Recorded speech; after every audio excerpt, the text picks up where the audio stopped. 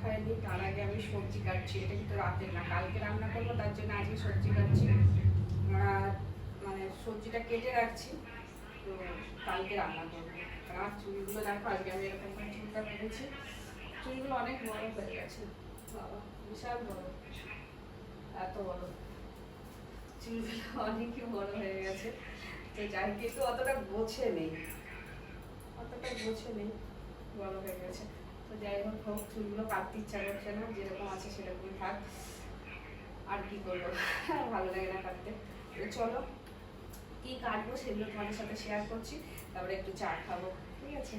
তো দেখতে থাকো আমার ভিডিওটা। আর যারা আমার ভিডিও দেখছো তাদেরকে আমার বুক ভরা ভালোবাসা। তোমরা সবাই ভালো থেকো, সুস্থ থেকো। আমাকে যেভাবে সাপোর্ট করছো এইভাবে অবশ্যই তোমরা সাপোর্ট করো। আর ভিডিওটা একটু টাইমটা বাড়িও, তোমরা কেটে কেটে দেখো, একদমই মানে দেখি তো আমি রিভিউ টাইমগুলো একদমই কম থেকে, যদি পারো তোমরা একটুখানি বেশি টাইম ধরে দেখো ভিডিওগুলো, কি বলবো। আর তো চলো আমি করি কাজটা, দেখো। তো আমি এখন যেটা কাটবো, ঝিঙে আছে, আমি কালকে ঝিঙে পোস্ত করবো, তবে ঝিঙেগুলো সব কেটে রেখে দেবো।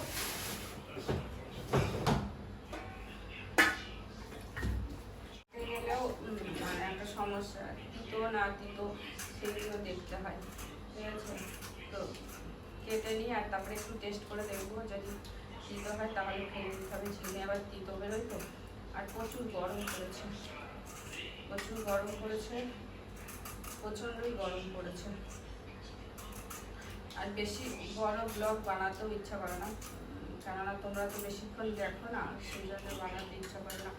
তো আমি সত্যি বলছি, একদম ছোটোই বানাবো, এখন থেকে 1 মিনিট 2 মিনিটের বানাবো।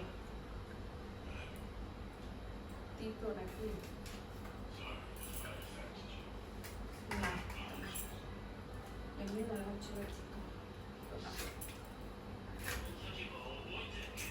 তো কালকে এক জায়গায় যাবো, সেই জন্য আজকে বিকালে গিয়ে জমি থেকে একটু কুমড়ো শাক নিয়ে এসেছি, আর পেঁপে নিয়ে এসেছি, দুটো নিয়ে যাবো। সেই জন্য প্রচণ্ড গরম, পুরো ঘেমে গেছি আমি। চলো আমি এবার চাটা করে নিই, চাটা খাই। আমি এখনো চা খাইনি, চাটা বানাই।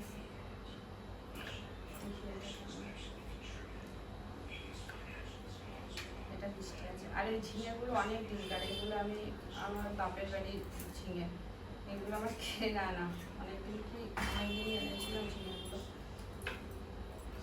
তো আমি আনিনি, বোন দিয়ে গেছিলো, তখন বাবা ছিল এখানে। সব শেষে কবেকার ঝিঙে, অনেক দিনকার।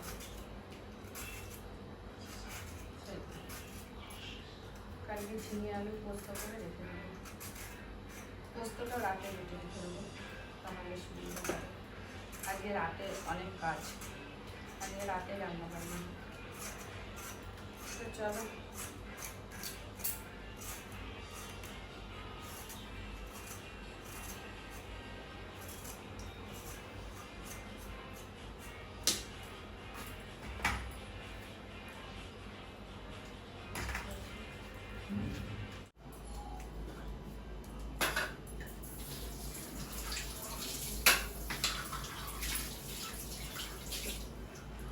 কাপ চা বানাবো। চা আমি একাই খাবো, সেই জন্য আমার জন্যই বানাবো শুধু। জানি না আবার জলটা বেশি হয়ে গেল নাকি। দুধটা জ্বালানো হয়ে গেছে, দুধটা ফ্রিজে রেখে দেবো।